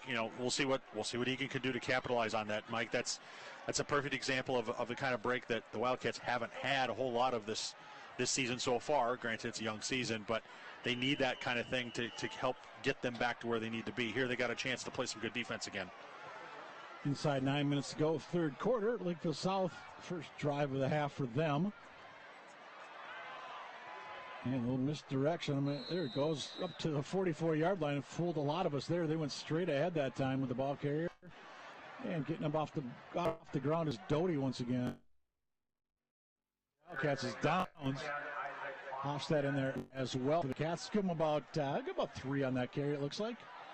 You call it misdirection, and it certainly is misdirection with those 3 backs in the backfield for Lakeville South. But when they're running it every other play, it's you call it misdirection, but that seems to be a misnomer because they clearly know what they're trying to do, and they're creating opportunities for themselves by crossing those backs. And I would dare call it controlled chaos. I'm not there sure. You go. Brecky's actually going to throw this time. Good pressure by the Cats. Throws it out far side. Actually down the middle. Wow. So that thing I said about them not throwing this half, ignore that. Well, it was certainly a good spot to try to do that. It was 3rd and long, and if you're going to throw, now's the time to throw it. The positives there were, number one, we had great coverage down the field. We had 2 defensive backs running with the receiver. That was excellent. We also had good pressure on the quarterback to allow, to not let him really get comfortable, step into the throw, and put a lot of air under it. So that was a solid play. Almost got that one. Airholtz gets it off. Short kick. Going to bounce inside the 20. Gets a favorable roll here on the turf. And it's going to be dropped, or downed, I should say, back at about the 14-yard line where the Cats will take over. They went 3 and out on their first series. And really, this is about where that drive ended. Literally, I think it was the 17 where their first drive ended, so they'll try from the 14 this time. Yeah, good news here for the Cats is that they forced Lakeville South into a 3 and out. The challenge is that they are going to be starting the ball inside their own 20-yard line, and they've really got their work cut out for them. Now, what's interesting there is the referee signaled on that punt that one of the Eagan rushers had actually got a finger or a hand on that ball. But you look at, in hockey, it's called puck luck. Here, we've had 2 blocked punts by Lakeville South that have turned into really great favorable positions. Here, Eagan gets a piece of a ball, but somehow it still ends up being an excellent punt. Evans still in at quarterback. Here's McGinley. Minimal pickup on first down. Trying to go off that left side over there. And again, good job by Aaron Holtz and that defense for South. But they just are doing so good at spreading out and really just not giving an Eagan an edge tonight. Well, they've certainly, and I think they've made some adjustments, Mike. We'll pick it up here as we watch the evening unfold. But I think they've made a few adjustments because earlier in the game, as you saw, they were, Eagan was able to gash Lakeville South for some yards. They were getting yards, and right now, that offensive line's not opening the same holes it was earlier in the game. One receiver to the left for Evans. They're going to hand it off straight ahead. And the Cats are going to be looking at a 3rd and long as a number of them are in there for South. Looks like Stewart's getting up off the bottom of the pile. Austin in there as well. How many times have we called Stewart's name tonight? I lost count. I'll level with you. I've lost count. So as the clock continues to roll, Cats are looking at a 3rd and 6. I'm afraid. It's a back-to-back 2-yard runs by McGinley. How do you give Evans a shot to put it in the air? Absolutely. I think so too. Absolutely. Let the young man, give it a try and see what he can do, and let's see what kind of body language and poise he demonstrates back there. If indeed Coach Hansen wants to go to the air. Yeah, we'll see. Maybe Max Meekin is on the receiving, and he's number 12. 84 out there is Hansen. And we've got whistles aplenty. It looked like they were going to maybe hand off to Lyons. And that would assume the Cats are going 5 yards the wrong way. Dead ball. Delay of game on the offense. 5-yard penalty. Still 3rd down. And indeed, they are going the wrong way. That's going to make it 3rd and 11 as we approach the midway point of quarter number 3. So, Mike, if this was the Olympics, we would say that the Cats have dialed up their degree of difficulty in their routine. They are certainly, taking on a little extra challenge here by walking themselves back 5 yards. It was already going to be 3rd and 6. Now we're looking at closer to 3rd and 10, 3rd and 11, and this is a point or a position on the field where giving the ball away in this end is going to result in a very quick touchdown. So the Cats need to do something here to really get this first down. Got 3 linemen right, 2 to the left. Evans, quick short drop right over the middle, tries to get the tight end, and he does.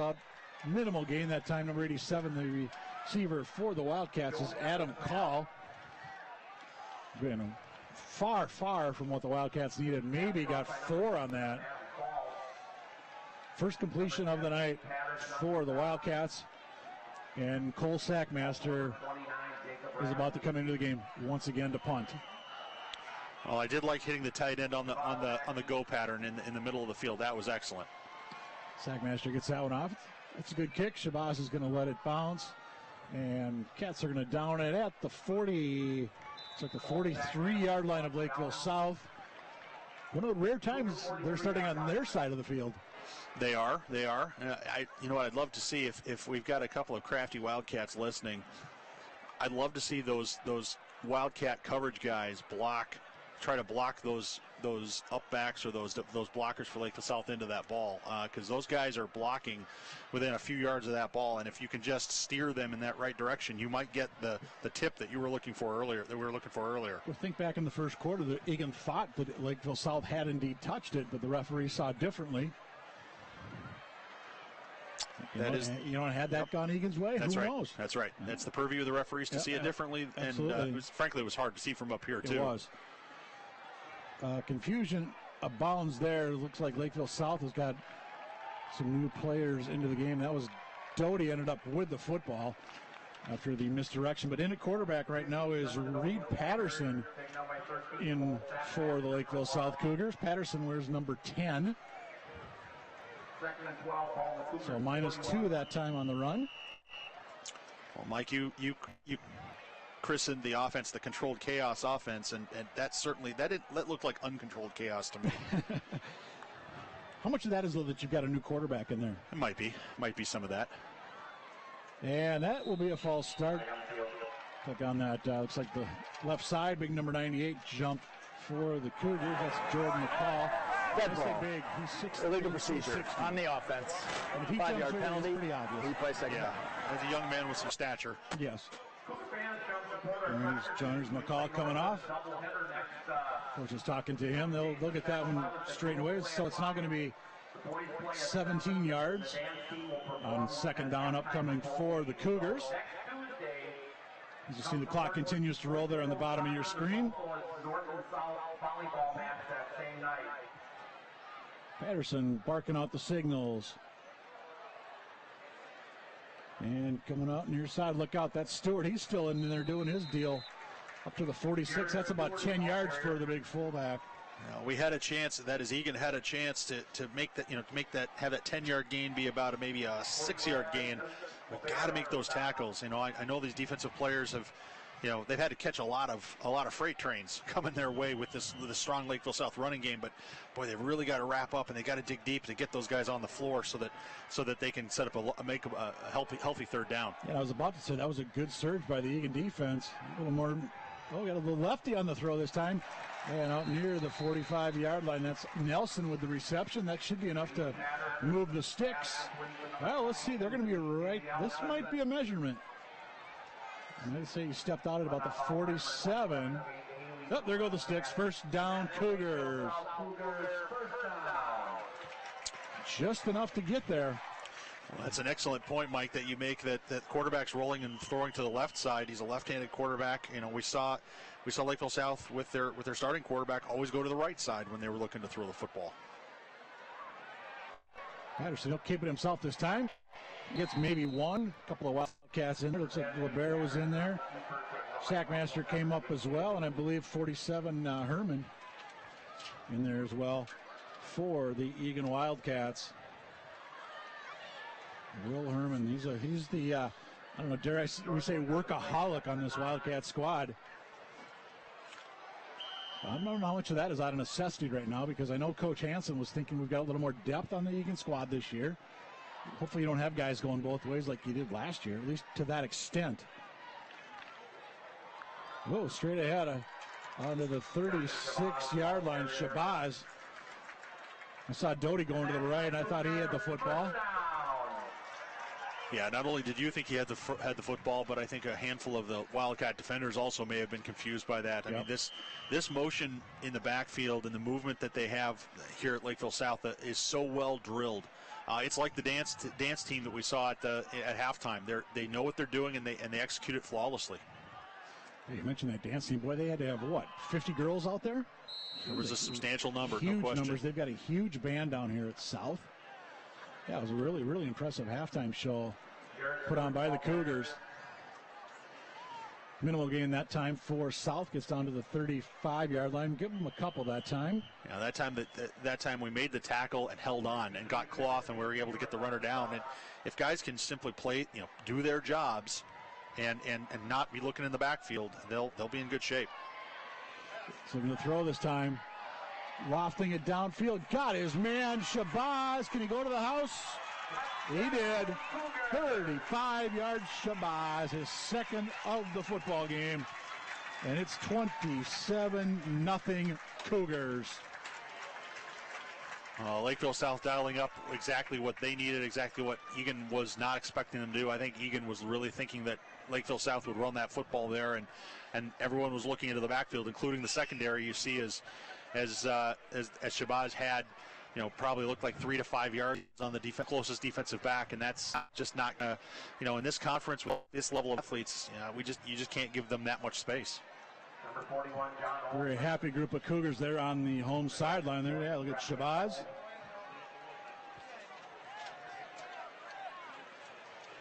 Two touchdowns receiving tonight for Shabazz.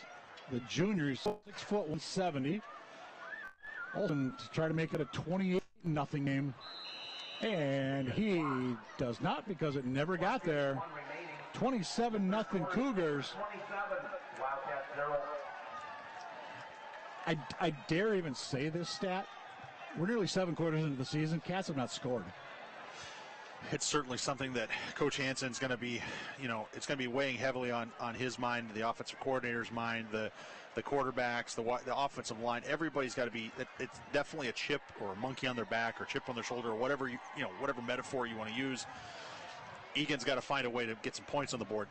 Here's the thing, Mike. They can do it against this defense. They can do it. Absolutely. They can do it. They need a broken tackle. They need to work. They block like they were blocking earlier in the game, and get a broken tackle.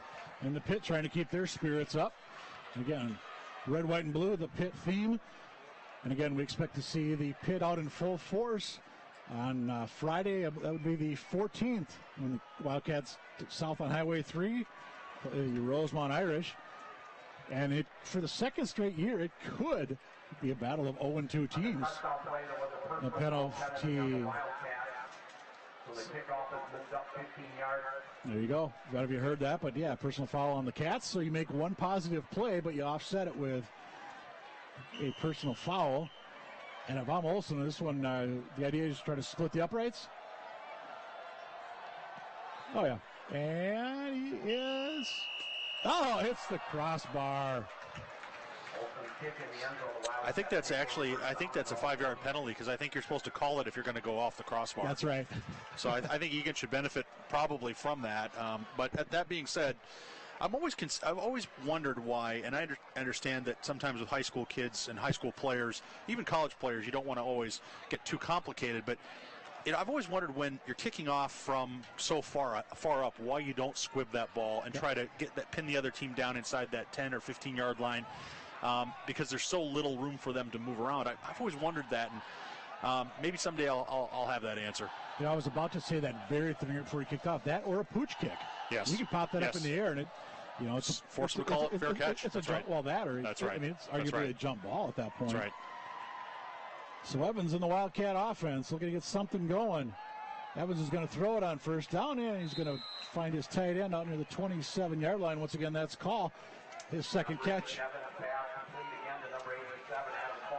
Maybe the Cats have seen something here.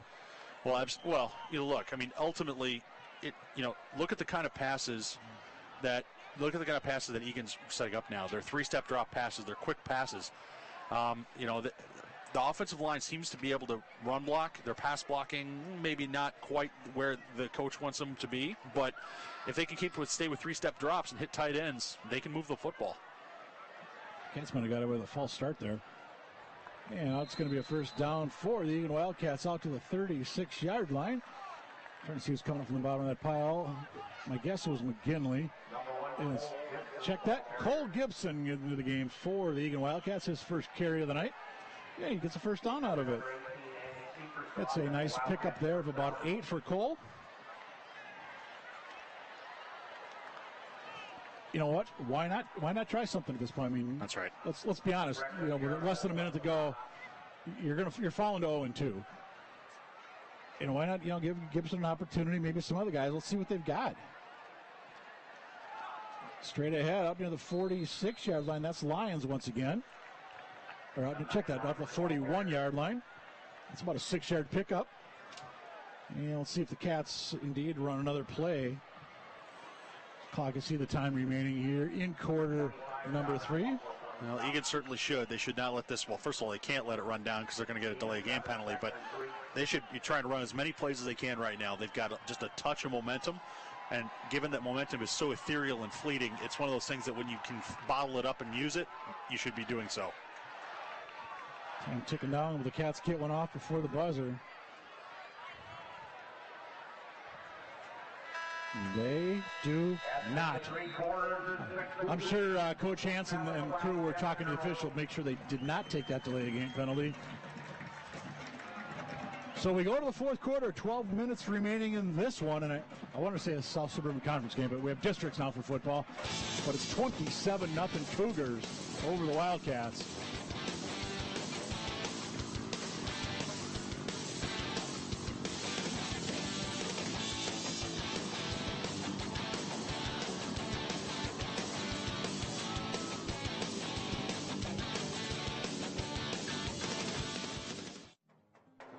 Meals on Wheels. I'm Marco. I'm a college student and I volunteer as a driver for Meals on Wheels.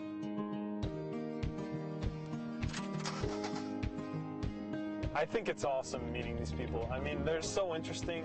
They've had so many wonderful experiences in life.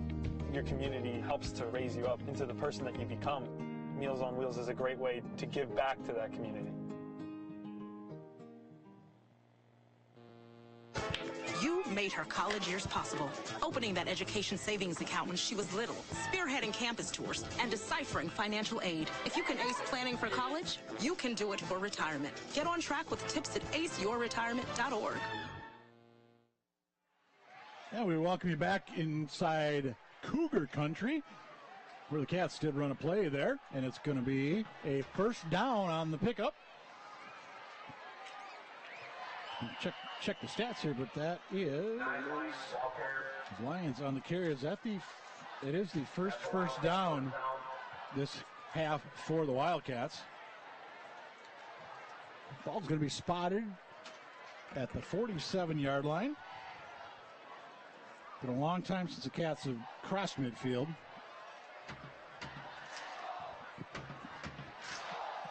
They're doing the skull chant here in the blackout student section of Lakeville South. And that ball is going to be Number 8, Joel Evans, pass complete to number 87, Adam Call. 8-87 call on that far side. I wasn't sure if he caught it initially. About a 3-yard pass that time. Well, I'll tell you right now, we're just checking a couple of score updates. Rosemont Edina 7-7 late third. Right now, it could be a very happy night in Lakeville as the Panthers up on Eden Prairie 14-rip in the third quarter. At midfield, the Cats are going to get something going here, something to build on as they head to Rosemount next week.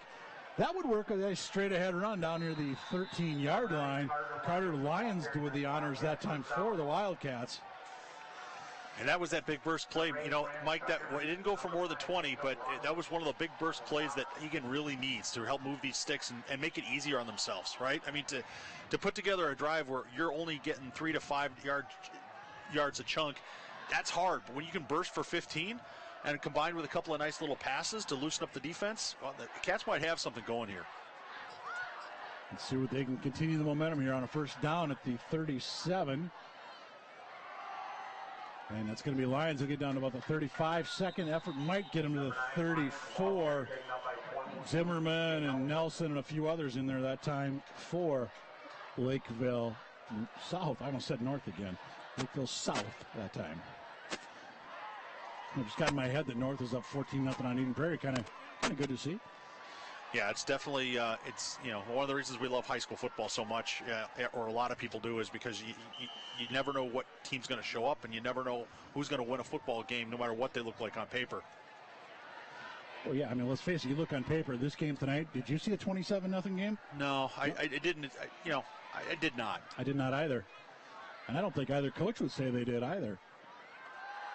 Evans looking near side and overthrows call that time. So they have a nice little rhythm going there between the quarterback and the tight end, but not that time, and it's going to be 3rd down and 8 with 9.5 to go in this one. Well, what's interesting here, Mike, is there's 9.5 minutes to go in a game where you're down by 4 touchdowns. Look, the Eagan Wildcats really, really want to score here if they can. So they've got, and I don't think a field goal is necessarily, or field goal attempt is going to be what they want. So they're 4 down territory, Mike. So I think what they can do here is they can run the football here knowing they're going to go for it on 4th down regardless. And right now it's going to be 3rd and 8 from the 35, just inside the 35. Evans long count. He's going to air it out this time, maybe. Good pressure by South. Yeah, and Evans is going to sprint right side. He picks up about 4 on a play that really had nothing happening to it. And I think that was the big tight end over there, number 86 for the Cougars, Riley Malman. You see 6'8", 245 coming at you? Yeah, you get out of bounds. Oh, I think that's an excellent decision. It shows shows a certain level of maturity that I think you want at quarterback. Evans, I have to say, Mike, Evans has been a little impressive. He's been impressive, not a little impressive. He's been impressive on this drive. Yeah. He made a very fast decision about what he was going to do, and he committed to it. He didn't try to hold the ball up and throw over the top or make something happen. He said he was going to take the green grass, and he got it. And I think he sensed it coming from the backside. Yeah. There was good pressure coming on from South on that side. Handoff. Speaking of good pressure, look out. McGinley gets absolutely drilled back at the 39-yard line for a 7-yard loss. Number 6, Marcus McGinley, that's 52 rows on the stop for the Cougars. Well, that's an unfortunate turn of events. I'm not, it's hard to see. Well, you can see there was just too much leakage up front. Yeah. And as good as our line had been playing, on this drive, we just did not have what we need there. And I'm not sure that Lakeville South had it. They had it. They could have made an argument that maybe they came up with that football, but in any event, our good camera work is fortunately not something that they can see down there. That's right. So Lakeville saw that, and they're going to be nice. They're only going to say a 1-yard loss for the Wildcats. Here with 9:06 to go. 27-0 your score in favor of Lakeville South. I think we're going to see, like you said, Mike, earlier, we're going to see a lot of new numbers out there. Although Eagan looks like, just a quick glance, they've still got a lot of their number 1 D out there. And South is definitely, they changed their quarterback once again. We'll get that kid's name in a minute. There's a new ball carrier as well. And so that quarterback right now for Lakeville South is number 14, Hank English. Minimal gain that time, but yeah, the Cats, like you said, that top defense is still out there. Well, because Amzek, I believe, had to stop that time. Yeah, he did. He came from the safety position. Candidly, I think this defense needs to stay out there because I think they need to get a stop here. We need to try to get some points on the board. I agree wholeheartedly with you on that one. Got a little miscue there to the Cats. Nobody's jumping up like there was a foul or anything, but it was a center quarterback exchange problem there, Mike, and that's there's always an opportunity for a turnover there, but unfortunately, Lakeville South was able to get back on it for the Cats. Right. And it was going to be actually they're going to say nothing on that one. So 3rd and what are you going to say, about 14 upcoming with 8:05 and counting left in this one. Reminder: the Cougars at Burnsville next Friday night, the 14th. That game will be live on BCTV. Eagan will be at Rosemont. That game will be live on ETV. Yeah, check your listings for times, channels, all those cable systems out there. Who knows what channels are where. I know Eagan will be channel 20 on the old Comcast system. And, of course, the World Wide Web. Wherever you're watching us here tonight. Hope it's as nice at night weather-wise where you are as it is here. 7.5 to go. Well, Mike, something interesting is about to happen. Eagan has a chance here to get this football around midfield, maybe close to midfield, with 7 minutes to go in the game. Hofstad is back deep. Hofstad will gather it at the 39, and he will get out to about the 48-yard line. So as you call it, Nathan, they're going to be close. And again, here's one of those drives. You got 7:06 to go. Let's make something positive happen here if you're the Eagan Wildcats. Nice job of Hofstad, though. He got that football. Very easily could have made the fair catch. And look at Austin down there for the Cougars. Well, a lot of special teams coaches will tell you, and again, maybe this is just the special teams coaches that I've worked with or been coached by. They'll tell you that the punt returner's job is to catch the ball, take 2 steps, and fall forward. It's to make sure that we hold on to that football. And there we actually had something, turned it into something, which is always helpful. 7:06 to go. Cats are going to move the ball. Let's see, did they cross midfield? Just barely, but they indeed did. Gibson that time the ball carrier. That's his second of the night. Yeah. We'll give him 4. And there's plenty of time, Mike. There is over 6:40. There's over 6.5 minutes left in the game. There's plenty of time for Eagan to move this football down on the ground, give themselves an opportunity to score some points, and really try to get something out of this game from a positivity standpoint. I'm looking up there, and I believe Eagan still has pretty much their top O-line in there. Again, try to make something happen, something positive for these young men to build off of as they get the count going their way. And jumping off sides for the Cougars was big number 73. 5-yard penalty, remains first down. Jack Hobart, 6'3", 2 second down. 5-yard penalty on the Cougars. So offsides on the Cougars. That's going to set up second and short with 6:21 to go. I have to admit, as a former offensive lineman, Mike, I'm always impressed when the quarterback can draw the other side off, draw the defensive line off, and the offensive line just sits there like a bunch of stones. It's impressive. And tell you what's impressive, too, is you've got Evans back there who I'm assuming in practice doesn't always work with the ones, so you get that cadence in the voice. Gibson this time, he'll get the first down to 36, 8-yard that time for Gibson and the Wildcats. Man, the Cats are moving. It was an excellent quick hitter. It occurred to me, Mike, as you mentioned that with Evans in there, it's almost like in baseball when you bring in that relief pitcher and he gives you something different than the starter had. Gugino played the first half of this football game and had a certain rhythm and a count and a tone of his voice. Maybe Evans, with the change of the tone of the voice, is suddenly making those defensive linemen think a little bit about that snap count. Evans long count this time. Hands it off. This is McGinley. He's still in there. He's tripped up. Nice job in there by number 42 for the Lakeville South Cougars. That's Mason Dolliger. Taken out by number 42, Mason Dolliger. They're going to say a gain of, we'll give him a couple that time. That might have been a first down saving tackle, Mike, because Eagan, there was a head of steam there for McGinley, and so Dolliger with a nice ankle tackle to prevent McGinley from getting what very well could have been a first down. 5 minutes to go in this one.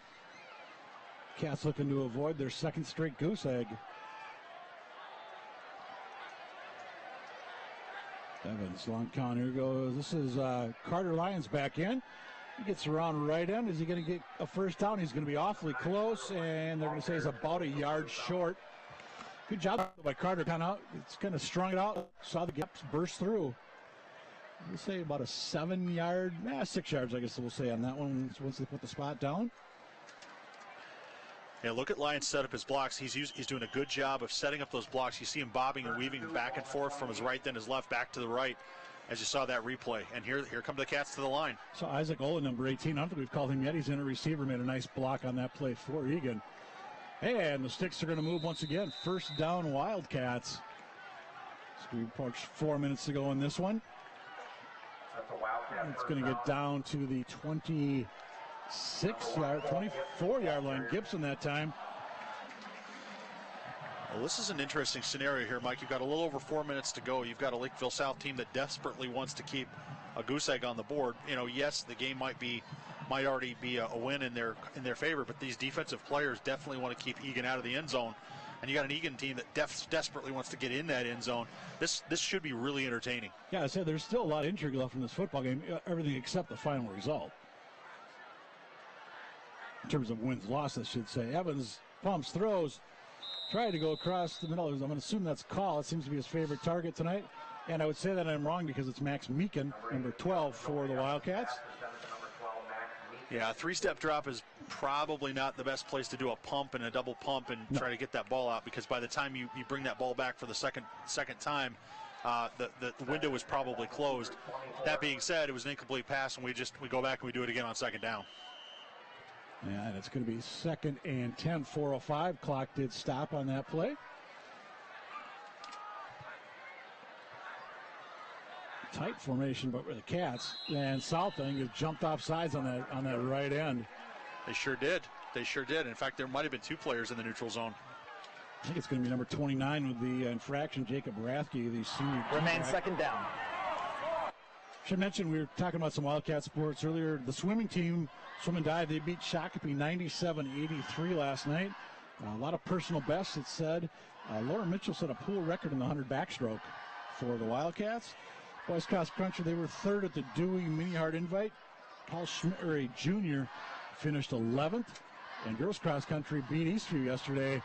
And girls cross country, they took, I think it was like 9 of the top 10 spots in that one. Gibson again moves the chains, it looks like. Down inside the 15, they're going to spot it at the, looks like the 14. Number 28, Garrett Savard on the stop. So 5 more for Gibson. And like you were saying, let's see, can the Cats break through? And I shouldn't, do we even bring this up? But if they break through, I mean, do you start talking some position controversies maybe?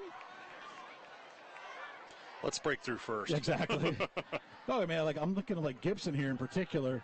And there's a kid, nice roll out there, and Call just couldn't quite hang on down at the 10. But Gibson's come in. Maybe he's might be 3rd, might be 4th on the depth chart. Does he possibly bump up, get a little more time in place of, say, Carter Lyons or McGinley? If nothing else, those guys a breather. Well, it's a good problem to have your coach to have multiple backs and multiple players at a position that can be effective. What it might do is it might allow you to move players around. It might allow you to put a player at a different position to try to maximize to have as many talented players on the field as possible. Now it's Gibson, Lyons in the backfield. Gibson, you're up back. And it's going to be Lyons with the football. Calls forward to about the 11-yard line. Number 55 in on the stop for Lakeville South. Max Hoffman. Down to where they spot that one, looks like at about the 11. It's going to be 3rd and about 6. Yeah, and I have to think, Mike, that the Wildcats are going to be, as much as they want to score points, I have to think that they're in 4-down territory. I think they want to get in the end zone. Absolutely. As opposed to kicking a field goal, they want to get in the end zone. So, again, they can run the ball here or pass the ball because they're going to go for it on 4th down anyway. Yeah, I mean, it's different if you got down to 3 seconds and you had 1 play left. You go for the points, but you've still got just under 3 minutes. Run this time. McGinley down to the 4. Sticks. Or Lions, check that. Are they going to be enough to move the sticks?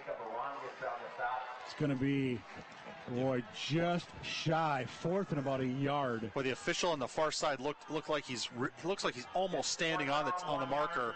The official on the near side has him at the 5-yard line. But it looks like they'll be just short. And I have to say, I would here. I'd like to see something not developing in the backfield. Just going forward, quarterback take the snap, take a half step back, pause for a half a beat, and then pick a side of the center and dive that way. Well, you didn't get your West. Bottom line, 6 points. Eagan. Lions 4-5. That's a better Christmas present than the one I was asking for, Mike. I have to tell you, I wanted to see a quarterback sneak. Instead, we see Lions slicing over what appeared to be right guard and the A-gap between the center and the guard. Check that. Guess who? Gibson. Oh, there you go. Let's take a look here. Oh, right tackle. Nice surge by those big offensive linemen up front. It looked like Lions led the way, and that's why I thought had the football. So, for the Gibson family, I apologize. Oh, Willis, PAT is good. Good job on the hold. Just under 2 to go. Cats finally get on the scoreboard. Looks like there's a personal foul play potentially on the Cougars. Looks like they're surrounding one of their teammates with the whole, hey, knock it off kind of thing. Yeah, the referee waited well until that play was over before he pulled the flag out and threw it. This is obviously not something that either coach or either set of fans would like to see. You know, the result of the game is fairly clear and fairly obvious. Nobody really needs to be out there trying to jersey pop or puff up their chest or smack talk or whatever it's called nowadays by the little kids out there. But the bottom line is this is going to cost somebody 15 yards. And then it's going to cost somebody probably some running time here at practice before too long, because Tyler Krebs is a pretty straight shooter, and he's not going to take that by any of his players. Well, and Tyler doesn't have to take it because the penalty, in fact, is on the Eagan Wildcats. So it's Eagan that will be moving back 15 yards. It was a little hard to tell. Okay, I thought then I stand correct. I thought I saw them point. Oh, wait a minute. Were they offsetting? Cats are going to kick from the 40. Well, that's interesting because they didn't. Now, wait a minute. Here they go. Okay. The official did not indicate they were offsetting penalties. Yeah, well, I saw the Lakeville South. They were all gathered around one of their guys, and like I said, it was, kind of, hey, knock it off, be smart kind of thing. Well, and I apologize. I missed the one on. Well, it wasn't clear until the referee signaled. But the other thing I think it's important to point out here is that it usually takes 2 to tango, right? And often you get the second guy, not both of them, which is again for Eagan here is unfortunate. And I know it's a pipe dream, but I'd love to see them practice their onside kicks right now because, what do you have to lose at this point? Right. Instead, I would imagine Willis is going to swing that right leg all the way through, and it's going to be. I'm going to say a return opportunity, except it squibs out of bounds. So that will be a penalty on the kicking team. And that's going to give Lakeville South some really great field position, Mike. As you were, forgive me for stepping on your touchdown call there. I think that's what's going to happen. No, I was going to say I know if the kick goes out of bounds, you get the ball at a certain spot. But now that you were back 15 yards, does that ball also move up 15 because it was out of bounds? It certainly that would be my recollection and understanding of the rule. Let's see where they actually spot this football. Yeah, I think this ball is going to be spotted. It's going to be at midfield. Yeah, because normally you get the ball at the 35. That's right. I don't think we've seen that happen before. So that's, you never know what you're going to learn on a Friday night at a high school football game. This is the facility where, if I'm not mistaken, 4 or 5 years ago, former coach Larry Thompson won the game with a free kick. And it wasn't even Larry that knew about it. One of his assistants came running up to him, and they ended up beating the Wildcats on a free kick. It was about 40-some yards, I believe. And I remember talking to Coach Sutton after the game, and he wasn't sure. Somebody got to tell him the rule. But it was just something obscure. And I'll tell you what, and if Larry Thompson doesn't know the rule, Larry Thompson's a legend in Lakeville football. Actually, he's still he stepped down here as varsity coach a couple of years ago, but he's still involved with the program, coaching the underclassmen level, enjoying retirement to the fullest. Just can never get away from football. Well, I think a lot of coaches who have been coaching sports for a long time, whatever sport really it is, it gets to be part of your life, and you can't imagine your life without it. And I think it helps keep them going. Absolutely. Keeps them young too. That's right. Boy, they are. The blackout is, they're now out of the stands, and they're all down by the Cougars are going to run off the field after this victory. And hey, to the Eagan Pitt's credit, they're still here. A good chunk of them. A few left, but they're here, and they are going to stay. They are going to stay, and they are going to be prepared. As we said, next Friday night, Wildcats at Rosemount. I understand that's going to be a tackle cancer game as well for the Irish. So it'll be a pink out on both sides, probably, right? Absolutely, yep. And I'm sure the Irish will have a warm welcome for the Eagan Wildcats. I'm sure that'll be the hospitality truck will be in full effect. So, yeah. And we'll see if the Irish come into this game. Cats are going to come in at 0-2.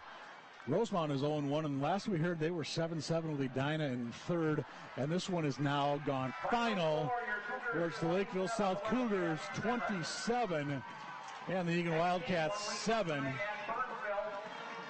Again, Lakeville South, they're at Burnsville on the 14th.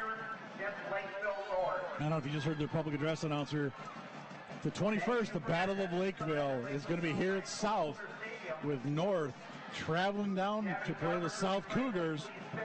Update on the Rosemount game. It's 14-14 right now. Apple Valley down 29-0 to St. Thomas. Trying to see if we got any updates from Lakeville North, and I do not see anything here on the Twitter feed right now, but last we saw it was 14-0 North over EP. So potentially a very good night for Lakeville football. And you know what, for the Cats, that last drive, huge, something to build on. Absolutely. It's something that's going to give them some momentum into practice this week. It's going to give them something to look forward to say, hey, you know, we clean up the mistakes in the kicking game. We don't give up the one big play in the first half, and suddenly we're looking at a one-touchdown game, a two-touchdown game, and we have a chance to be competitive in the fourth quarter. And, you know, if you're Eagan, this is definitely improvement over last week. And if you have improvement every week, if you're playing better every week, that's, as a coach, that's what you want. Absolutely, and I'm going to guess when the Cats gather down to the right under the south end zone here at Lakeville South, head coach Ben Hansen is going to tell the squad. Tyler Krebs is going to tell his guys, hey, congrats on the victory, but we've got some work to do as well. It's only week 2. As you said, there's a long ways to go here in this high school football season. So that's going to wrap things up here in Cougar Country, Lakeville South High School. So on behalf of the entire ETV crew, he's Nathan, I'm Mike. We say thanks for being with us, and we'll see you next week from Rosemount for Wildcat football on ETV.